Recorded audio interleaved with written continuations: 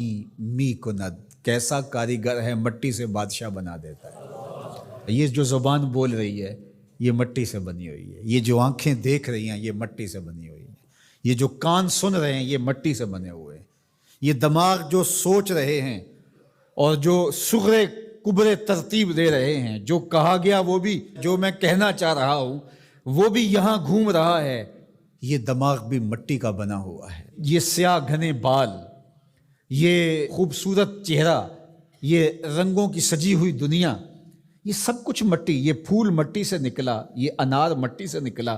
انار کے اندر جو پیکنگ ہے یہ مٹی کی بنی ہوئی ہے، اس کے اندر جو رس رکھا ہوا ہے، بھرا ہوا ہے، وہ بھی مٹی سے پیدا ہوا ہے، اس کے اندر مٹھاس بھی مٹی سے آئی۔ کیسا کاریگر ہے جو مٹی سے کبھی انگور بناتا ہے، کبھی کھجور بناتا ہے، کبھی اسی مٹی سے سبزیاں پیدا کرتا ہے، کبھی اسی مٹی سے پھل پیدا کرتا ہے۔ تو یہ مٹی سے اس نے کیا کچھ بنا دیا۔ اگر آپ دیکھ لیجئے یہ پوری کائنات مٹی سے بنی ہے۔ یہ جو خوبصورت میز آپ کو دکھ رہی ہے یہ کہاں سے نکلی؟ یہ درخت سے آئی نہ، درخت کہاں سے نکلا؟ یہ مٹی سے نکلا۔ یہ لوہا کہاں سے نکلا؟ یہ مٹی سے نکلا۔ یہ ستون کہاں سے آیا؟ مٹی سے۔ یہ قالین کہاں سے آیا؟ یہ جو کپاس اگتی ہے اور یہ کپڑے بنتے ہیں یہ کہاں سے آئے؟ آپ بولیں گے مٹی سے۔ اپنے عضو کو دیکھ لیجئے، یہ سب مٹی سے بنے ہیں۔ آپ نظر گھما کر کے دیکھ لیں، آپ کو جو بھی شے نظر آئے گی آپ کو مٹی سے نکلی، زمین سے نکلی ہوئی دکھائی دے گی۔ غور کر لیں، تدبر کر لیں۔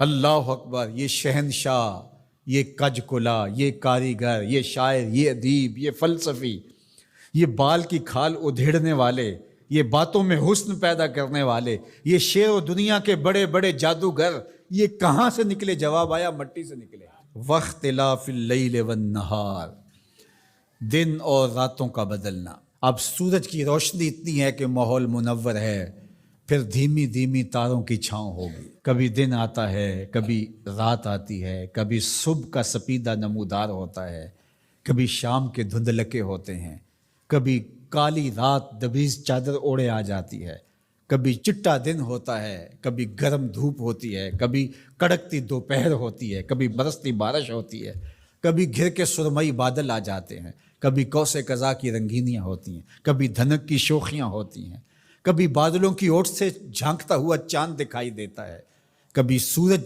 بادلوں کے پیچھے چھپتا نظر آتا ہے، کبھی درد غروب سے زرد لگتا ہے، کبھی سرخ ٹکیا سورج کی دکھائی دیتی ہے، کبھی اتنا روشن کہ دیکھا نہیں جا سکتا۔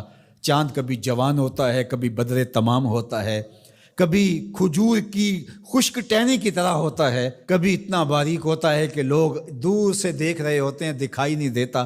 کیا رنگ ہیں، کیا جمال ہے، کیا کیفیت ہے۔ والفلک التی تجری فی البحر، اور کشتیاں جو سمندر میں تیر رہی ہیں۔ ایک فٹ کا لوہا لے کر کے آپ پانی میں پھینکو ڈوب جائے گا، لیکن ہزاروں ٹن وزن لیے ہوئے اس میں لوہا بھی ہے اور بھی چیزیں ہیں۔ ایک جہاز پانی میں تیرتا ہوا ایک ساحل سے دوسرے ساحل تک پہنچ جاتا ہے، ڈوبتا نہیں ہے۔